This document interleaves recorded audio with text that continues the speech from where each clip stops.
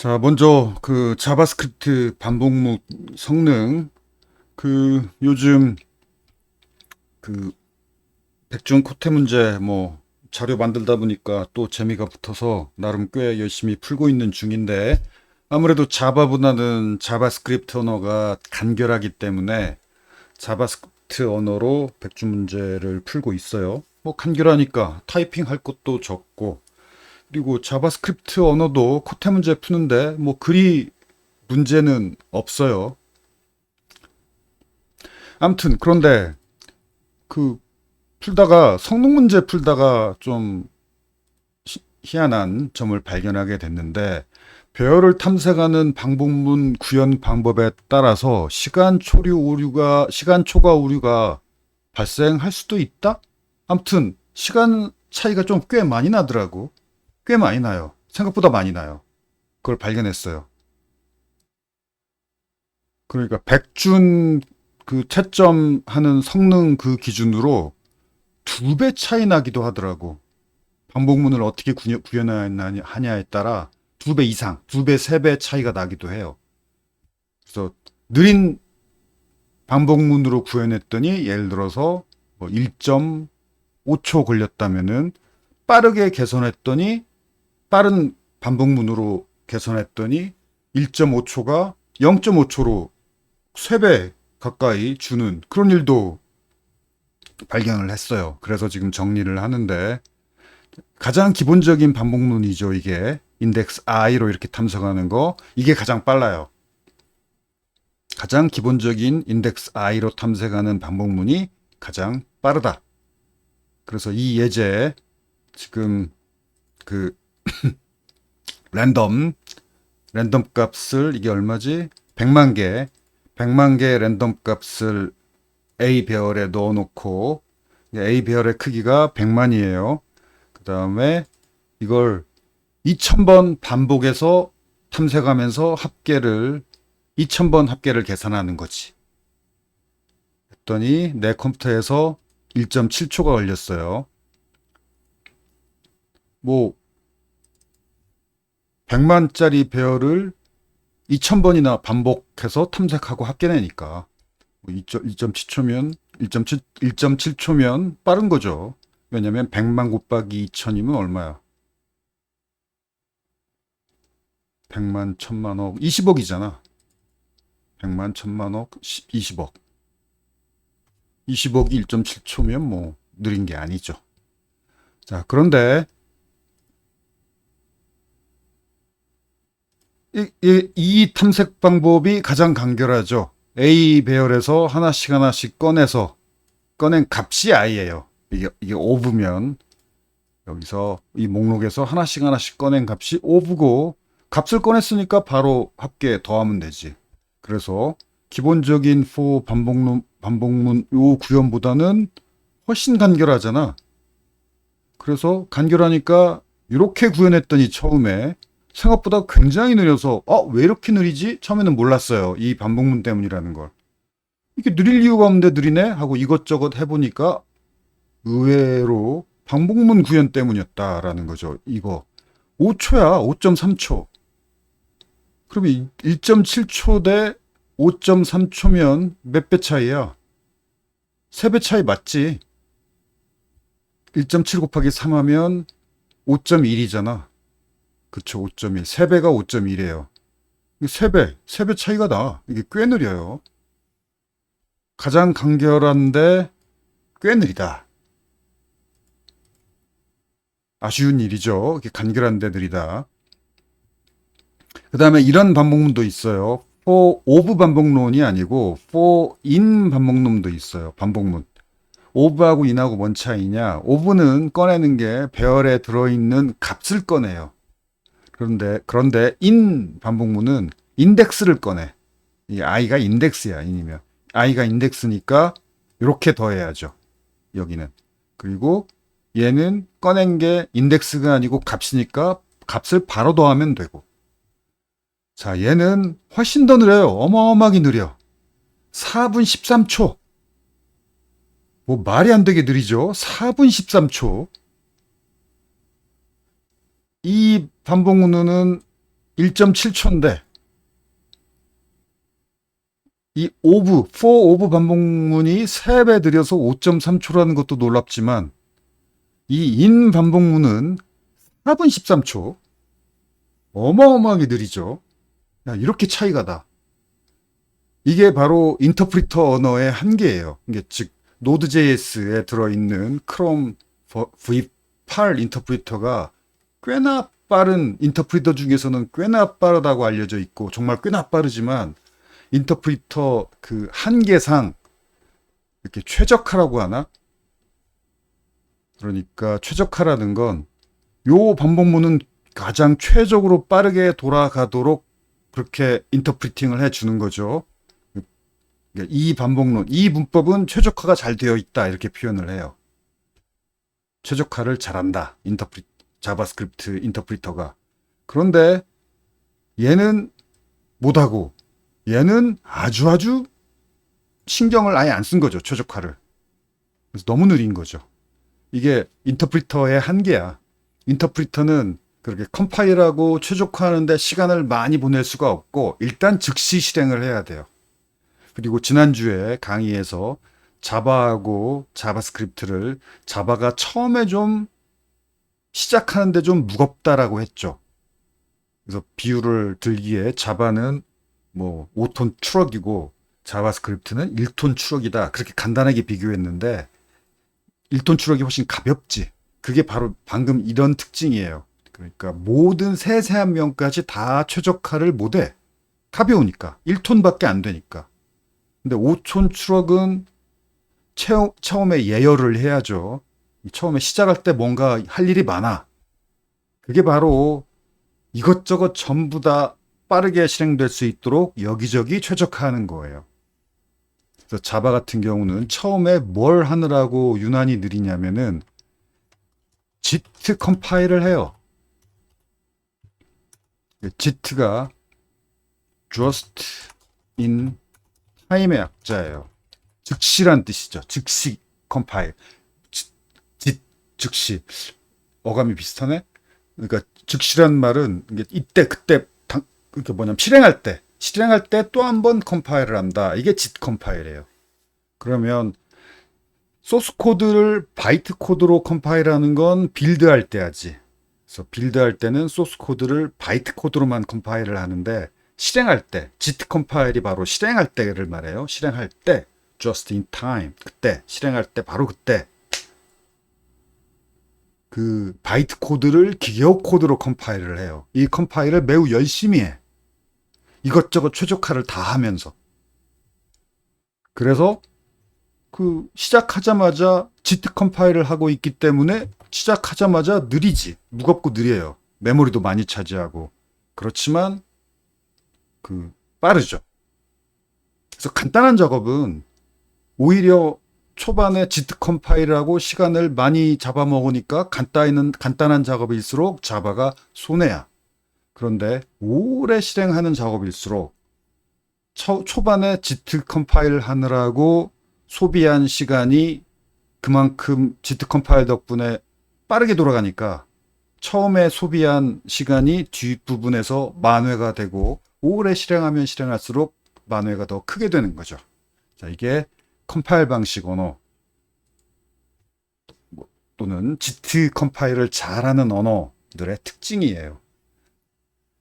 자바스크립트, 노드.js, 자바스크립트 그 유명한 크롬 V8 인터프리터는 인터프리터 치고는 정말 빠르지만 이런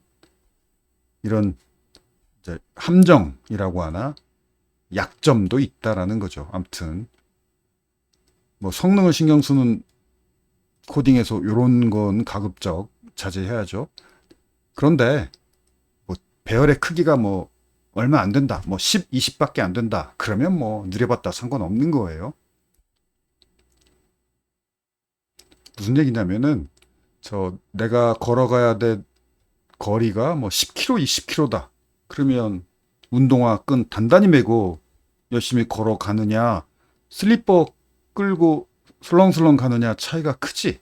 그런데 집 바로 앞에 편의점 왔다 갔다 할 때는 운동화 신고 가나, 편의점 그 슬리퍼 신고 가나, 그 바로 앞 10m 앞 편의점 그 정도 거리는 차이가 안 나지. 그래서 이 문법은 쓰면 절대 안 된다. 이거 아니에요. 그러니까 슬리퍼 신고 10m 앞 편의점은 왔다 갔다 해도 돼. 차이 안 나. 그런데 뭐 10km, 20km 갈 때 슬리퍼 신고 가면 안 된다라는 거죠. 슬리퍼는 신으면 안 되는 신이란 얘기가 아니고 10m 앞에 왔다 갔다 할 때는 슬리퍼가 편하지. 자, 이 문법도 뭐 10m 정도 왔다 갔다 하는 작업에는 편하고 좋아. 간결하고 좋잖아. 그런데 뭐 이것처럼 뭐 1억 번, 20억 번 뭔가 해야 될 때는 느리다. 그 다음에 for each 배열 메소드도 있어요. 얘도 일종의 반복문 비슷해. 배열에 들어있는 모든 원소 각각에 대해서 이걸 실행하는 거죠. 그래서 얘도 합계를 내는 거예요. 얘도 좀 느리죠. 꽤 느리죠. 11.9초. reduce 메소드로 합계를 이렇게 구현할 수도 있죠. 자, for each보다는 뭐 7.6초니까 그러니까 아까 말한 대로 그냥 편하게 슬리퍼 신고 편의점 왔다 갔다 하는 정도의 작업에는 간결하니까. 간결하잖아. 써도 돼. 그렇지만 막 1억, 10억 이렇게 오래 걸리는 작업에서 쓸 때는 느리다. 이렇게 이해하면 되겠고. 아무튼 자바스크립트로 코테 문제 풀 때 반복문 문법 신경 써야 된다. 백트래킹 응용 문제. 이번 주는 강의할 내용은 그리 많지 않고 얼마 안 돼요. 문제 위주야. 문제가 많아요. 문제를 열심히 풀어보세요. 자, 구형기법, 즉시계산. 즉시계산은 지난주에 이미 그 강의를 하기도 했죠. 그 얘기를 다시 반복하는 거예요. 이제 난이도 있는 문제, 특히 가지치기 구현해야 되는 문제는 즉시계산을 해야 되고, 또 다음 주 주제가 그 동적 프로그래밍인데, 동적 프로그래밍은 반드시 즉시계산으로 구현해야 돼요. 그래서 백트래킹 재교출 구현 기법보다 동적 프로그래밍 재교출 구현 기법이 좀 더 어려운 구조, 어려운 형태예요. 그래서 즉시계산 잘 이해하기 바라고, 그래야 동적 프로그래밍 주제도 이해할 수 있어요. 자, 예를 들어서 n개의 숫자 중에서 r개를 선택해서 다음과 같은 값들을 계산하는 조합 문제라고 합시다. 선택된 숫자들의 합계의 최대값 또는 선택된 숫자들 중 최대값과 최소값의 차이, 그 차이의 최소값, 이런 것들을 이 조합들, n개에서 r개를 선택하면 여러 개의 조합이 있죠. nc, r개의 조합이 있죠. 그 조합들 각각에 대해서 그 합계의 최대값은 얼마냐, 또는 이 최대값, 최소값 차이가 가장 작은 건 얼마냐, 이런 걸 구하는 문제라고 할 때, 이런 문제를 구현할 때 숫자들을 다 선택한 후에 합계를 계산하고 최대값을 찾고 최소값을 찾아서 차이를 계산하고, 이렇게 선택을 다 한 다음에 계산할 값을 계산하는 것보다는 선택해 나가는 과정에서 즉시 계산하는 것이 여러 면에서 좋아요. 여러 면, 어떤 면, 가지치기를 구현하려면은 그 지금까지 선택한 값들의 합계, 뭐 이런 것들을 알아야, 이 합계가 너무 크네? 그러면 초과 컷. 합계가 너무 작다? 그럼 미만 컷. 가지치기를 구현할 수 있죠. 그 다음에 또 코드도 결국은 마지막에 계산하는 것보다는 즉시 계산하는 게 코드도 간결하고 속도도 빨라요. 자, 마지막 계산 방법. 그렇게 구현. 지금까지 우리가 초급 예제는 이런 식으로 우리가 예제를 구현했었죠. 그래서 S 목록, 지금까지 선택한 숫자 목록, 여기 이게 조합이니까 조합은 from to 이게 있어야죠. 그래서 from to, 그다음에 count, 지금까지 선택한 개수, 선택한 개수가 r개이면 선택이 끝난 거죠. 선택을 다 한 다음에 이렇게 합계도 계산하고 최대값 찾고 최소값 찾아서 합계의 최대는 얼마냐, 그 다음에 최대값 최소값 차이의 최소 차이는 얼마냐, 이게 이제 구해야 될 답인 거죠. 답을 찾아서 마지막에 답을 출력하기, 마지막에 계산해서 답을 찾기. 그러면 이 부분은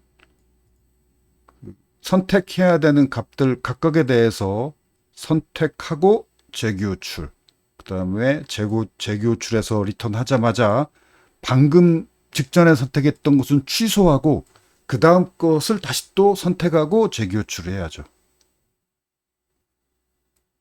이렇게 이것저것 선택해보는 구현하는 코드하고 선택이 다 끝난 후 계산을 하는 코드하고 이렇게 분리되어 있는 게 초급 수준에서는 이해하고 구현하기 좀 편한 게 사실이죠. 그렇지만 이건 초급 수준의 구조고 이런 걸 하려면은 이 구조는 좋지 않다.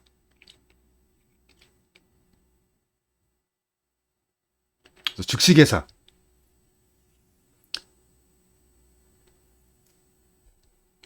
그래서 즉시 계산이니까 이런 from to count 말고 즉시 계산 값이 파라메타로 추가되어야 해요.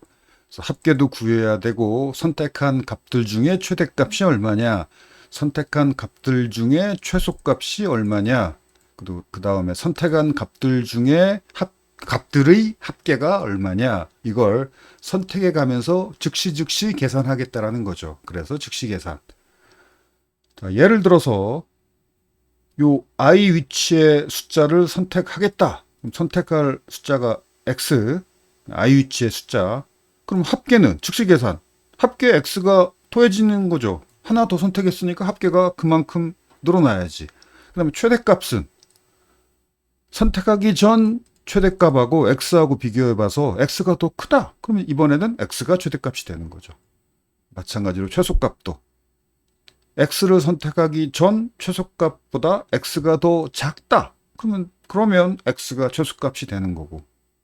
이렇게 즉시 계산이라고 하긴 하지만 그리 복잡하지는 않죠.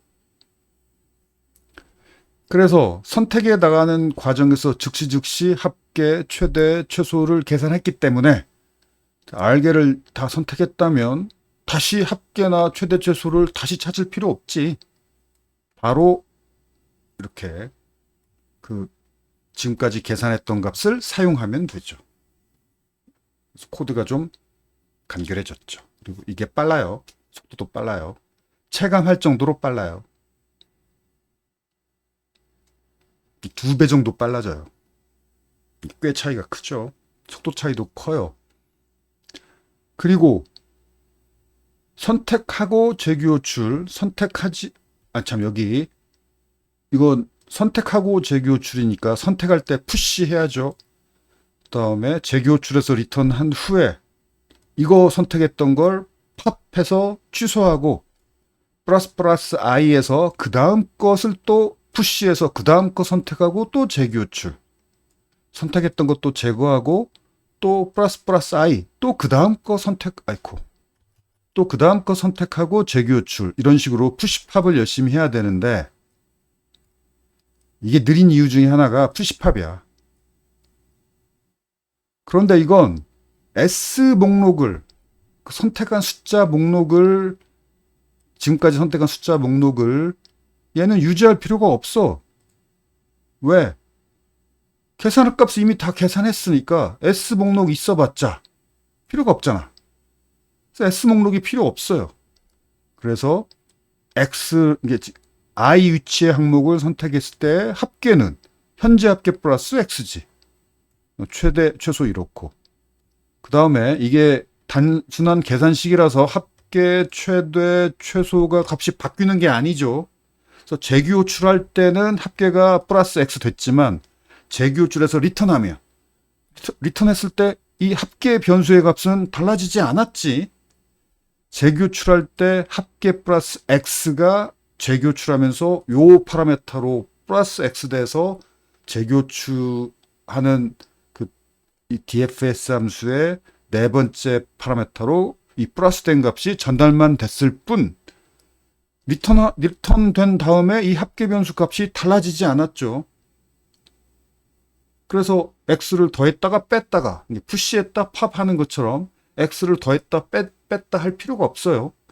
리턴하면 합계 변수 값은 그대로야. 재교출하면서 플러스 x 된 합계를 재교출할 때 넘어가는 거죠. 푸시팝 안 해도 되고 계산도 즉시 되고. 약간 구조가 좀 어려워지긴 했지만 곰곰이 실행하는 순서대로 읽어보세요. 우리 그 소스코드 실행 결과 출력을 쓰시오라고 그 문제 풀듯이 읽어봐야 돼요. 이렇게 읽어보면 잘 실행된 코드라는 걸 이해할 수 있을 거예요. 주의할 점. 선택하는 도중 즉시 계산하기 위한 합계 최대 최소 변수값을 재교출 본문에서 수정하면 안 돼요. 수정했다면 리턴하자마자 수정하는 것을 되돌려야 돼. 그 말 이 말이에요. 이렇게 합계에다가 직접 x를 더해버렸다. 그러면 즉 이게 푸시랑 비슷한 거예요. 푸시. 합계가 변했네? 그러면 재교출해서 리턴하자마자 다시 합계에서 x를 빼야 돼요. 팝해야 돼요. 그런데 합계는 더했다가 빼서 되돌릴 수 있는데 최대 최소는 언두하기가 곤란하지. 왜냐면 그쵸, 이 부분은 언두하기가 힘들어. 이전에 최대값이 얼마였는지 뭐 뺄 수도 없고 더할 수도 없잖아. 아무튼 이렇게 이 현재 상태값을 이렇게 변경시켜 버리는 건 오류야. 왜 오류냐면은 재교출해서 리턴하자마자 원래의 값으로 되돌려야 되는데 합계는 빼면 된다고 쳐. 최대 최소값 되돌리기가 쉽지 않죠. 그래서 오류고 구체적으로 어떤 일이 벌어지느냐. 합계가 어떤 일이 벌어지냐면 합계 변수는 지금까지 선택한 수두로 합계이어야 하는데 이렇게 구현해버리면 여기서 반복문을 이렇게 반복하면서 계속 그 from to 구간의 값들에 있는 수들의 합계가 합계 변수에 누적되는 거죠. 계속. 이걸 예를 들어 5번 반복한다. 이 for 반복문이 예를 들어서 이게 1이고 from이 1이고 to가 5다. 그러면 리스트 1부터 리스트 5가 합계에 계속 누적되는 거죠. 당연히 안 되죠. 왜냐하면 합계는 지금까지 선택한 수들의 합계이어야지 from to 구간에 있는 수들의 합계가 누적되면 안 되죠. 이거 이해하기 바라고. 이렇게 구현하는 건 오케이예요. 왜냐하면 이렇게 합계에다가 x를 더한 합계 2, 그 다음 재교출하면서 넘어갈 합계죠. 그 다음에 이것도 재교출하면서 넘어가야 되는 최대값, 재교출하면서 넘어가야 되는 최소값. 이런 값들이 이렇게 넘어가야 돼요. 재교출했을 때. 그런데 재교출해서 리턴하자마자 되돌려야 되는데 되돌릴 필요가 없지. 왜냐하면 합계, 최대, 최소 변수는 안 변했잖아. 안 변했으니까 되돌릴 필요도 없는 거죠. 가만히 있는 변수죠. 값이 가만히 있죠. 변하지 않았으니까. 이렇게 구현하는 건 오케이예요. 코드가 너무 길어서 지저분해지면 이런 걸 임시 변수라고 부르는데 이런 임시 변수를 활용하는 건 오케이죠. 왜냐하면 이게 너무 길다. 한눈에 안 들어온다. 그럴 때는 이런 기법을 쓰는 건 오케이. 임시 변수. 그런데 이렇게 합계, 최대, 최소 이런 중간 결과값을 직접 수정해 버리는 건 안 된다. 더하는 건 오케이. 대신 더했으면 재교출 끝나자마자 빼서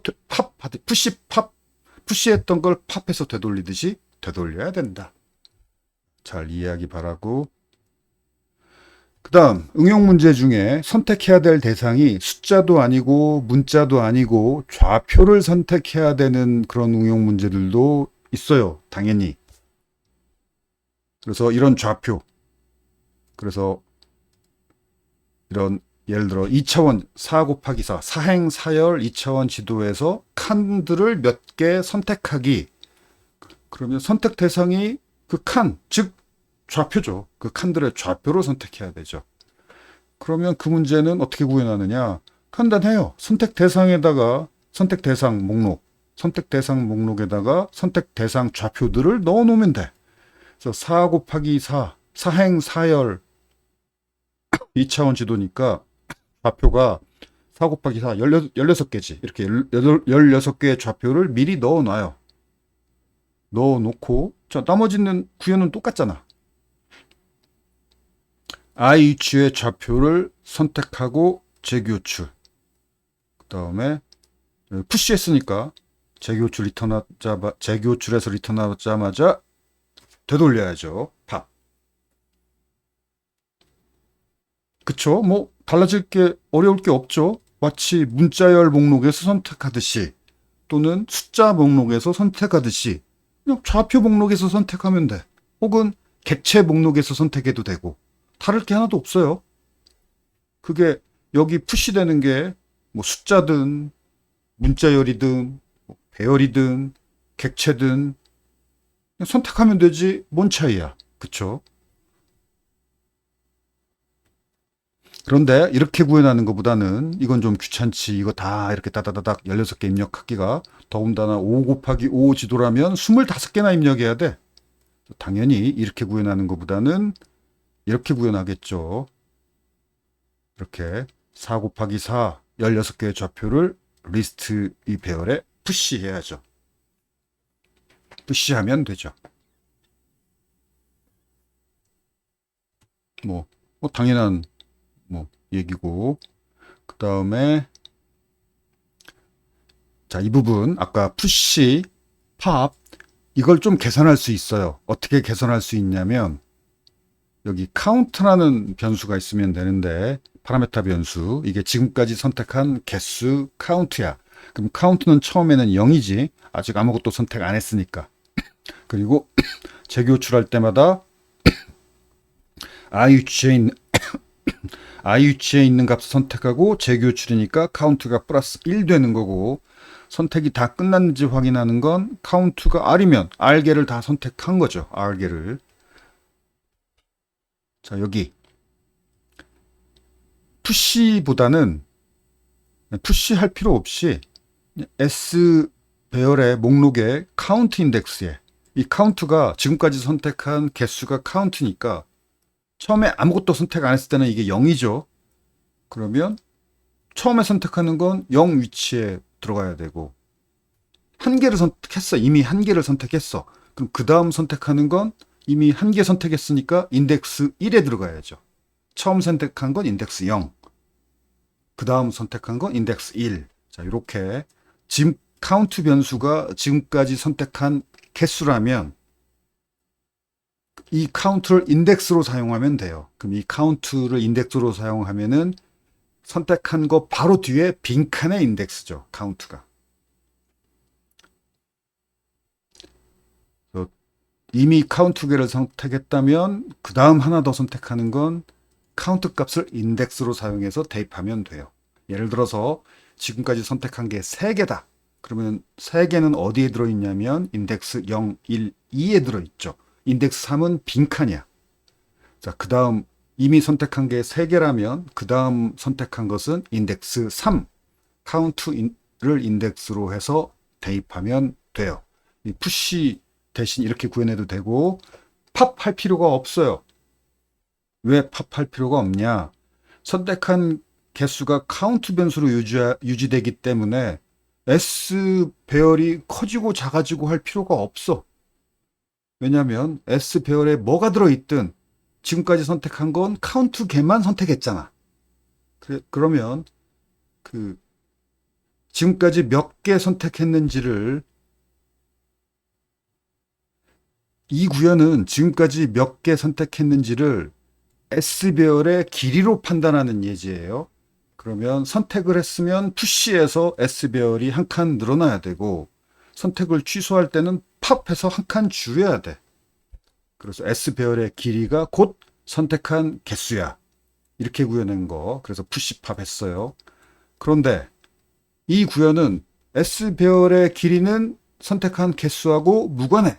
선택한 개수는 카운트야. 그래서 선택하고 재교출할 때 카운트가 1 증가하면 돼요. 하나 더 선택했으니까. 그 다음에 리턴하자마자 카운트가 되돌아가야죠.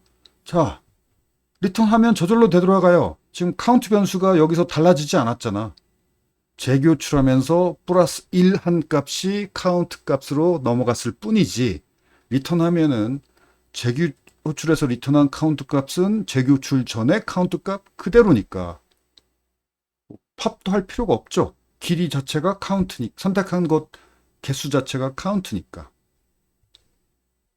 그래서 요 구현이 조금 빠르죠. 푸시팝 할 필요가 없기 때문에.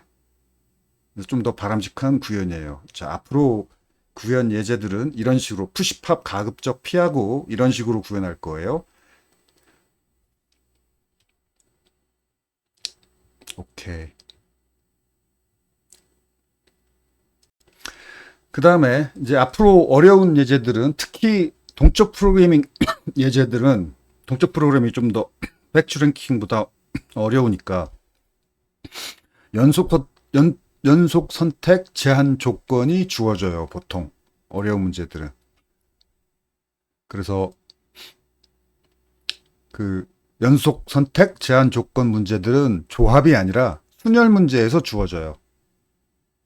그래서 선택의 순서가 중요한 순열 문제, 뭐 순열, 중복 순열 문제에서는 앞에서 선택한 거, 뒤에서 선택한 거, 앞뒤 순서가 있는 문제, 순열 문제죠.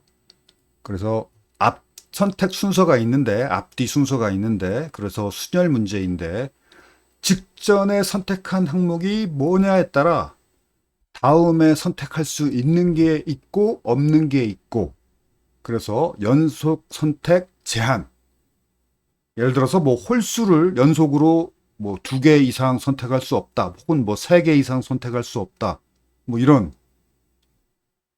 그런 연속 선택 제한 조건이 좀 어려운 문제들은 이게 연속 선택 제한 조건이 흔해요. 자, 예를 들어서 1부터 9까지 9개의 숫자들 중에서 3개를 선택해서 선택한 숫자를 순서대로 이어붙인 결과값을 출력한다. 이어붙인단 말은 뭔 말이냐면, 순서대로 4, 3, 2 이렇게 3개를 선택했다면 이걸 이어붙이면 432가 된다는 얘기죠. 그러면 순서가 중요하죠. 왜냐하면 처음에 선택한 게 100의 자리고, 두 번째 선택한 게 10의 자리, 마지막 선택한 게 1의 자리. 순서가 중요하죠. 이런 평범한 순열 문제인데 약간 어렵게 하려고 응용.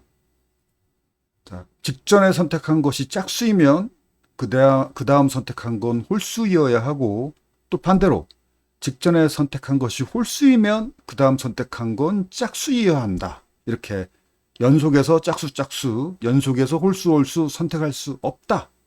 그래서 연속 선택 제한 조건이 아주 흔한 그 문제의 조건인데 흔해요. 이걸 구해내라. 그러면 앞에서 설명한 결과값 즉시 계산 기능에다가 연속 선택 제한 조건까지 추가한 구현은 다음과 같아요. 그 다음에 중복 선택할 수 없죠. 순열은. 이게 순열이라면 중복 선택을 막기 위해서 앞으로 V라는 변수를 예제에서 사용할 거예요. 왜 이름을 내가 V라고 붙이냐면, 비지티드. 그 한 번 방문한 칸을 다시 방문하지 않기 위해서 비지티드 베어를 사용하죠. 그 V야. 선택했다는 걸 방문이라고 표현한 거죠. 그래서 I를 선택했다면 VI 값을 추루로 할 거예요. 이미 선택했다, 이미 방문했다, 또 선택, 또 방문 안 된다. 이 V. 앞으로 이 호태 예제에서 V가 그런 식으로 중복 선택, 중복 방문을 막기 위한 것으로 V를 사용할 거예요. 그 다음에 result, 출력할 결과값 목록. 여기 count, 지금까지 선택한 개수. value, 결과값 즉시 계산. freeze. 자, 연속 선택 제약 조건이 주어졌기 때문에 연속 선택 제약. 그 말은 직전에 뭘 선택했냐에 따라 이번에 선택할 수 있는 게 있고 없는 게 있다라는 얘기죠. 그래서 직전에 뭘 선택했는지를 알아야 돼. 자, 그걸 free라는 파라메타 변수로 넘겨줄 거예요. 직전에 뭘 선택했다. 그래서 세 개를 선택하는 문제니까 세 개를 다 선택했다면 즉시 계산한 결과값을 즉시 계산했어요. 이 value를 result에 push. 그 다음에 1부터 9까지 수를 선택할 수 있어요. 그런데 이게 순열이니까 중복 선택은 안 돼. 그래서 not vi. i를 아직 선택 안 했고, 이게 중복 순열이라서, 중복이 안 되는 순열이라서, 중복 순열이라면 이 v 빼면 되죠. 이건 지금 중복이 안 되는 순열 문제면 v. 그 다음에 연속 선택 제약 조건 freeve. 이 freeve 값이 직전에 선택한 것이 짝수이면 0, 직전에 선택한 게 홀수이면 1이에요. 이렇게 줄 거예요. 그 다음에 처음에는 아직 선택한 게 없지. 처음에 아직 선택한 게 없을 때는 마이너스 1로 줄 거예요.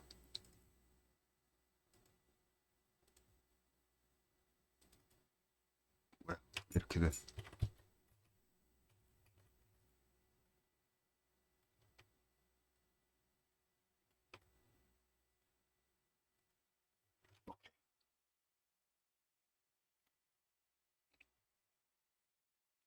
그래서 i 값을 다 선택할 수 있는 게 아니라 not vi. 아직 선택하지 않았고, i를 아직 선택하지 않았고, 그 다음에 이게 2로 나눈 나머지, 이게 0이면 짝수고 1이면 홀수인데, 이게 freeve하고 같으면 안 되죠. 짝수 연속 선택 안 되고 홀수 안 되고, 앞에 거가 짝수였으면, 즉 0이었으면, 이게 0이었으면 얘는 홀수, 즉 1이어야 되고, 거꾸로 앞에 거가 아무튼 짝수 홀수 서로 달라야 된다. 이렇게 하면 걸러지죠. 앞에 게 짝수였으면 짝수 걸러지고, 그쵸? 그리고 처음 것도 고려해 봐야 되는데, 마이너스 1. 자, 마이너스 1이면 0도 괜찮고, 0도 마이너스 1이 아니니까, 1도 괜찮죠? 1도 마이너스 1이 아니니까. 그래서 처음에는 짝수 홀수 다 선택할 수 있죠. 근데 그 다음부터는 프리브하고 짝홀수가 다른 것만 된다는 얘기고. 그래서 이렇게 직전 i를 아직 선택하지 않았고 직전에 선택한 수와 짝수 홀수가 같지 않다면, 다르다면, 그러면 i를 선택하고 재규호출. 카운트는 플러스 1 하나 선택했으니까 그 다음에 이 결과값 즉시 계산. 예를 들어서 지금 앞에 선택한 숫자가 2야. 그리고 지금 선택한 숫자가 3이야. 그러면 2 곱하기 10 하면 23이 되죠. 23. 왜 곱하기 10 하는지 알겠죠? 앞에 선택 값이 2고 지금 선택 값이 3이면 그냥 더해서 5가 아니라 23이 돼야 되죠. 왜냐하면 예를 들어서 앞에서 선택한 게 4, 그 다음 선택한 게 3, 그러면 4 곱하기 10 플러스 3에서 43이 되고, 그 다음으로 선택한 게 2면 43 곱하기 10 해서 430 플러스 2에서 432가 되죠. 그래서 곱하기 10 해서 이렇게 자릿수를 한 칸씩 오른쪽으로 밀어야 돼요. 하나를 선택할 때마다 자릿수가 왼쪽이구나. 자릿수가 왼쪽으로 한 칸씩 증가하죠. 그 자릿수 증가하는 개념이 곱하기 10이죠. 지금까지 선택한 수들은 한 자리씩 위로 올라가고 1의 자리는 i가 된다. 그 말이에요. 그 다음에 재기호출에서 리턴하자마자 재기호출 직전에 했던 것을 재기호출 리턴하자마자 취소해야죠. 뭐가 됐든 재기호출 리턴하자마자 직전에 했던 거 취소. 그게 뭐가 됐든.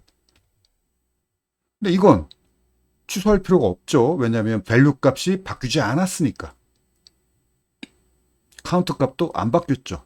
이렇게 즉시 계산한 건 취소 안 해도 돼요. 밸류 값, 카운트 값 그대로니까.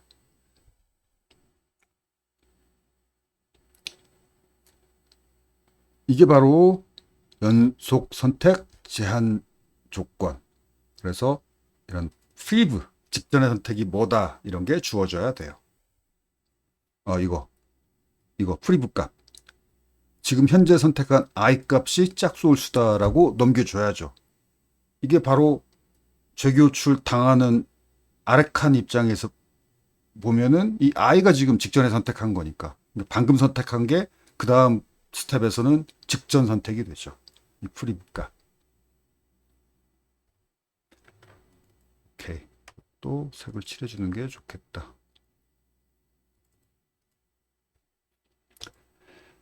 오케이. 그다음 또 이런 개수 제한이 있는 중복 순열, 중복 조합 이런 응용 문제도 종종 나와요. 그래서 예를 들어서 4개 중에서 3개를 선택하는 중복 순열.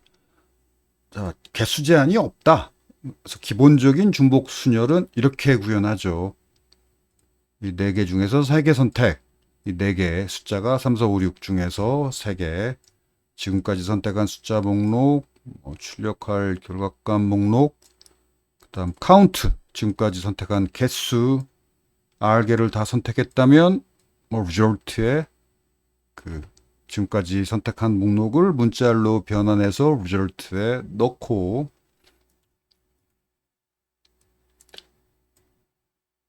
이거 0부터 n이 이 4개 이거예요. 3, 4, 5, 6. 자, 3, 4, 5, 6 각각을 중복 순열이니까 카운트 위치에 넣고 이거 설명했죠. 푸시팝 안 하고 이렇게 구현하는 게 좀 더 세련된 구현이다 라는 거. 지금 푸시팝 구현만 이 카운트를 이용해서 이렇게 바꿨을 뿐 앞에서 우리가 배운 기본적인 중복 순열 구현이죠.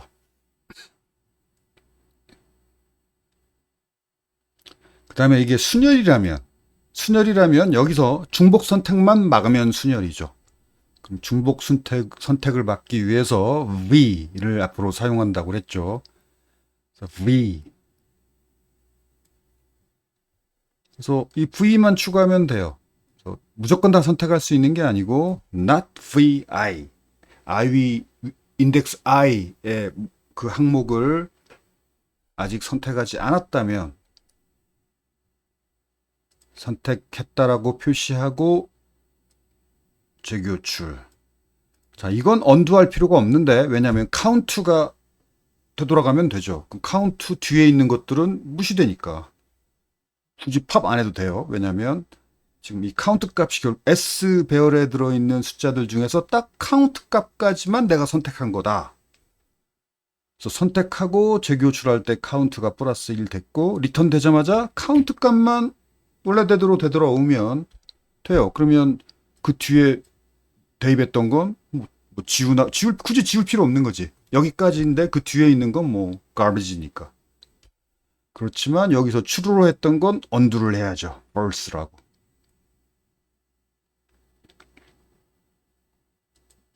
자, 이게 중복 선택을 막기 위한 노란색 코드만 추가하면 이게 중복 안 되는 순열. 순서는 중요한 순열. 기본적인 구현. 이 V를 이용한 기법이 또 세련된 기법이에요. 기초 예제보다는. 기초 예제에서는 이 selected 이 목록에 i가 들어있는지 안 들어있는지 뒤져봤지. 그건 좀 느리잖아. 뒤져봐야 되니까. 그런데 이건 뒤져볼 필요 없이 바로 i 위치의 값이 true인지 false인지만 확인하면 되니까 이게 훨씬 빠르죠. 그래서 커트 문제 풀 때는 이런 식으로 S에다가 푸시팝 하지 말고 카운트 값으로 어디까지 선택했다. 카운트계 선택했다. 이게 카운트 값으로 구현하면 되고 중복 선택 막을 때 이렇게 V를 이용하면 되고 이게 코트 문제 풀 때 이런 식으로 구현하는 게 바람직해요. 자, 이건 기본적인 중복 순열. 이건 기본적인 순열. 중복 선택을 막기 위한 V. 자, 지금 우리가 하려고 하는 게 개수 제한이 있는 중복순열이죠. 사실은 얘도 개수 제한이 있는 거라고 보면 돼. 그 개수 제한이 한 개야. 그쵸? 한 개씩밖에 선택 못 한다라는 제한이 있다라고 보면 되죠. 이 문제. V를 이용해서 한 개 이상, 한 개를 넘어서 두 개부터는 선택 못 한다라는 게 지금 V로 관리되고 있죠. 그래서 개수 제한이 있는 중복순열도 이 코드를 약간 응용하면 돼요. 어떻게? 자, 이제 V가 true false가 아니고, 그러니까 V가 여기서는 true false여도 되는 게 false이면 선택할 수 있고 true면 선택할 수 없다. 있냐 없냐? true false 이렇게 했는데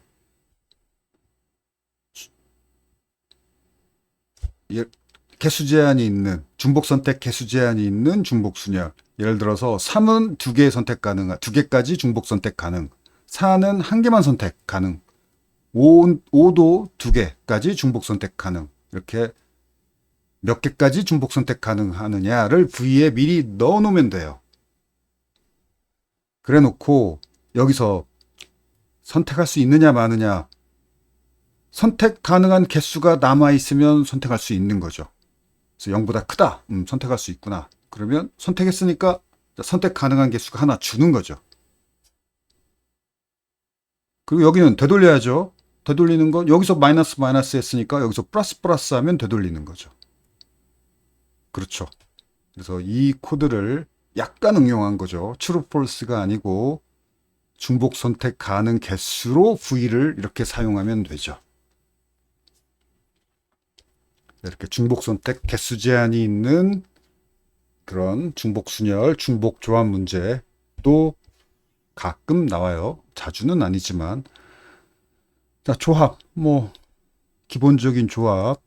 푸시판만 개선했어요. 여러분이 분석해 보기 바라고, 기본적이니까. 중복 조합. 중복 조합도 이렇게 구현하는 거, 앞에서 설명했으니까. 넘어가고. 자, 여기. 중복 선택 개수 제한이 있는 조합. 얘도 똑같죠. 이 조합 예제들은 이 부분은 여러분이 분석해 보세요. 오케이. 이렇게 이번 주 배경 지식 설명할 부분은 이 정도고 많지 않죠. 자, 이번 주는 여러분이 지금까지 배웠던 순열, 조합, 중복 순열, 중복 조합, 그다음에 오늘 쭉 설명한 응용 기법들, 그다음에 지난주에 얘기했던 컷, 가지치기가 있죠. 가지치기, 프루닝. 그런 기법들을 활용해서 이 코테 문제 숫자가 좀 많아요. 자, 풀어보기 바라고.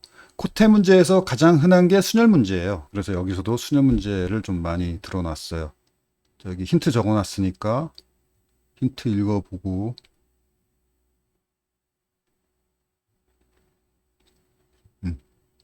지금 여러분이 문제 읽어보고 이 힌트를 읽어봐야 이해가 될 테니까. 지금 여기서 설명하는 건 의미가 없고. 풀어보기 바래요.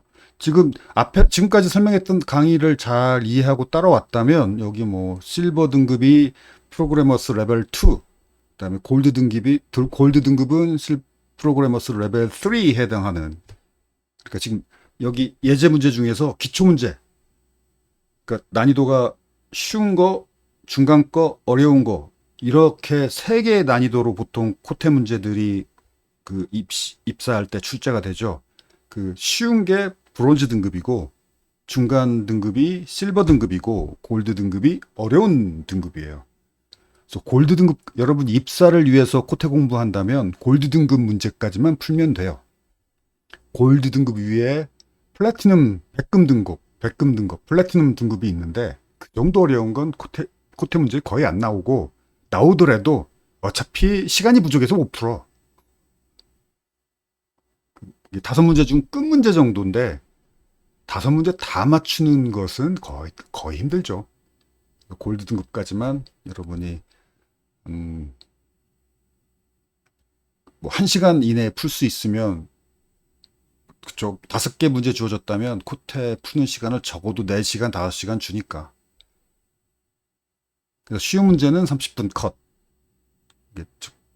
쉬운 문제라는 거, 30분 컷 해야 되는 문제들이 제일 쉬운 브론즈 등급 그런 문제들은 30분을 절대 넘기면 안 돼. 한 20분 만에 풀어야 돼요. 그리고 레벨 2 문제들은 한 4, 50분. 레벨 3 문제는 즉 골드 등급 문제들은 1시간. 대충 그래서 문제 하나당 평균 한 1시간을 넘지 않고 한 50분 정도 다 쉬운 문제까지 합쳐서 그 정도 시간이 주어져요. 공채. 오케이. 여기 아무튼 골드 등급 여기 소문난 칠공주 골드 등급이 있는데 이것도 그리 어렵지 않아요. 그런데 지금까지 배웠던 지식들을 다 결합해서 풀어야 돼. 뭐냐면 이 조합 문제, 이 좌표를 선택하는 거예요. 좌표 선택 조합. 그리고 연결 그래프 그 크기를 찾는 연결 그래프 크기, 재교 주구현 이거 그 15번 연결 그래프 DFS 그 강의가 있었죠. 그 강의에 있는 내용을 활용하면 돼요. 그래서 사실은 연결 그래프 찾는 DFS도 그리 어렵지 않고 또 25개 좌표 중에서 7개 좌표를 선택하는 조합 문제도 그리 어렵지 않은데 두 개를 종합한 덕분에 골드 3 등급이야. 그래서 각각 요거 분리해서 놓고 보면 하나하나는 그리 어렵지 않아요. 실버 등급쯤이야. 근데 실버 등급 두 알고리즘을 결합해서 풀어야 되니까 얘가 골드 등급이 된 거죠. 오케이.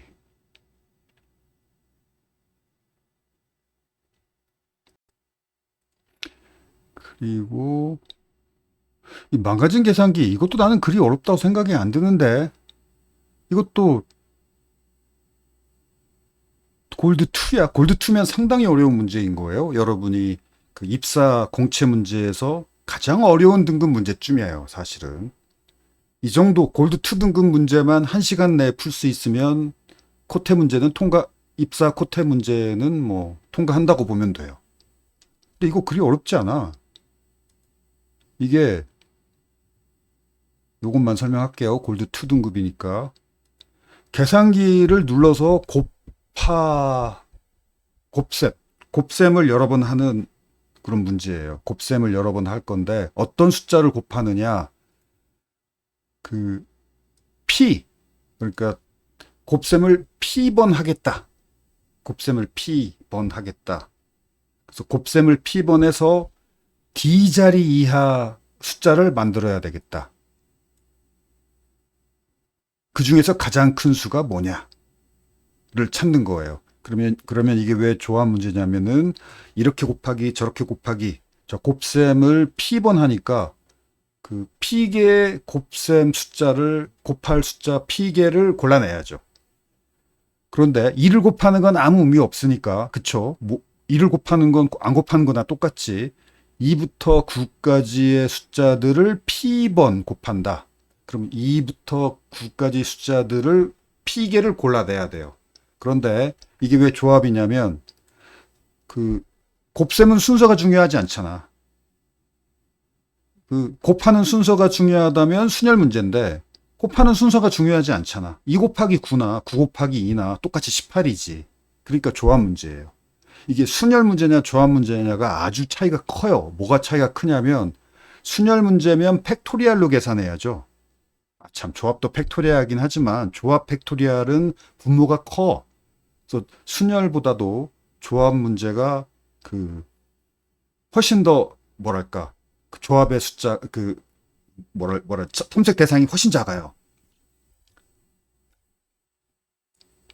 아무튼 순열이냐 조합이냐 잘 판단하는 거 이거 중요해요. 그 조합으로 풀어야 되는 문제를 순열로 풀어버리면은 순열이 대상이 훨씬 더 찾을 대상이 크기 때문에 시간 초과가 나요. 그래서 이 문제를 그 실수하지 않고 푸는 첫 번째 판단이 이거 조합 문제라는 것을 판단해 내는 거야. 곱셈이니까 조합이구나. 순서가 중요하지 않으니까. 이걸 생각해 내는 게 첫 번째 이 문제 푸는 거의 관건이에요. 그렇게 2부터 9까지 숫자를 P개를 골라내면 돼. 조합. 그 조합 각각에 대해서 그 숫자를 곱해. 더하는구나 곱하는구나. 그거의 최대값 찾으면 돼요. 근데 최대값 근데 무조건 최대값을 찾는다 하면은 9를 P번 곱한 게 가장 크지. 그쵸? 예를 들어서 그 자릿수가 세 자리다. 그러면, 아니다. 이게 3번 곱한다. 그러면 9 곱하기 9 곱하기 9가 가장 크지. 그쵸? 그런데, 그래서 이게 주어진 거예요. 가장 큰 수를 찾는다면은 조합도 필요 없어. 9를 P번 곱한 게 가장 커. 그런데 그게 아니라 D자리 이하. 3번 곱해가지고 가장 큰 수는 9 곱하기 9 곱하기 9가 가장 커요. 그런데 9 곱하기 9 곱하기 9는 729죠. 그런데 두 자리다. 그럼 729는 세 자리니까 탈락이죠. 그러면 2번 곱해서 가장 큰 수가 뭘까? 9, 9, 8, 3번 곱해야 돼요. 1은 안 돼. 2부터 9까지 3번 곱해야 돼요. 그럼 9, 9에다가 2를 곱하면 그것도 세 자릿수가 되니까 9 곱하기 9 곱하기 2 하면 162. 이것도 세 자리죠? 안 돼요. 얘도 안 돼. 그러면 8 곱하기 8 곱하기 2도 얘도 세 자리네. 안 되네. 7 곱하기 7 곱하기 2는 얘는 두 자리네. 98. 98이 정답일까? 99는 안 나올까? 99가 나온다면 그게 정답이죠. 어떤 숫자 3개 곱해서 99가 나올 수 있을까요? 2부터 9까지 3번 곱해서 99가 나온다면 그게 정답이고, 안 나온다 하면 이게 정답이죠. 자, 이런 걸 찾는 문제예요. 그래서 해봐야지. 그래서 조합 문제고, 그 다음에 같은 수를 여러 번 곱할 수 있으니까 중복조합 문제예요. 그러면 중복조합 문제면 계산식이 이거예요. 그래서 예를 들어서 P가 8이다. 8번 곱한다. 그러면은 2부터 아니다. 2부터 9까지가 8개죠. 8개 숫자인데 P의 문제 읽어봤더니 곱셈의 최대값이 30이래. 8개 숫자를 30번 곱하는 거죠. 그럼 8개 숫자 중에서 30개를 선택하는 중복조합이다. 그러면 계산식이 이거예요. 계산식을 여러분이 알아야 되는 게 이 문제를 어떤 식으로 풀어야 되는지를 처음에 감을 잡으려면은 요거 계산을 해봐야 돼요. 계산해 봤더니 중복조합으로 풀면 이렇게 되는데 탐색 대상이 이게 얼마야? 10,000개죠. 10,000개를 탐색해야 돼. 그러면 애매해. 이게 100만쯤 몇백만이다. 그러면 시간 초과 걱정할 필요 없고 중복조합으로 풀면 끝난다는 문제예요. 그다음에 1억이 훌쩍 넘어간다. 그러면 중복조합으로 풀기가 위험하다. 시간 초과 날 확률이 높다라는 얘기예요. 1,000만이면 1억이 안 넘잖아. 그러면 시간 초과를 그렇게까지 걱정하지는 않아도 되는 숫자인데, 그리고 약간은 시간 초과를 신경 써야 되는 숫자가 1,000만, 몇 천만이에요. 그래서 좀 애매해요. 시간 초과를 심각하게 1억을 넘어버리면 시간 초과를 심각하게 걱정해야 되는데 1억을 안 넘으니까 살짝 걱정. 그러니까 가지치기를 매우 열심히 할 필요는 없지만 가지치기를 아예 안 해버리면 시간 초과가 날 수도 있겠구나. 그러면 가지치기 중에 쉬운 가지치기가 초과컷, 최대값을 넘어버리는 가지치기가 제일 쉬워요. 구현하기가.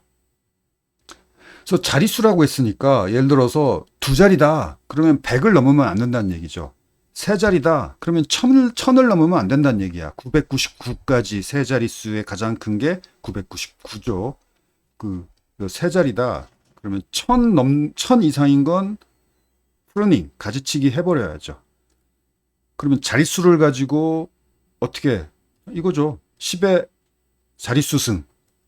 두 자리다. 그러면 10의 2승이면 100이죠. 100 이상부터는 컷이죠. 이렇게 간단하게 초과컷 할 수 있죠. D자리다. 10의 D승 이상이면 컷하면 돼요. 아마 이게 1000만밖에 안 되니까 초과컷 요것만 구현하면, 아마가 아니라 내 참 답을 풀었지. 초과컷만 구현하면 통과해요. 미만 컷은 안 해도 돼요. 1000만밖에 안 되니까.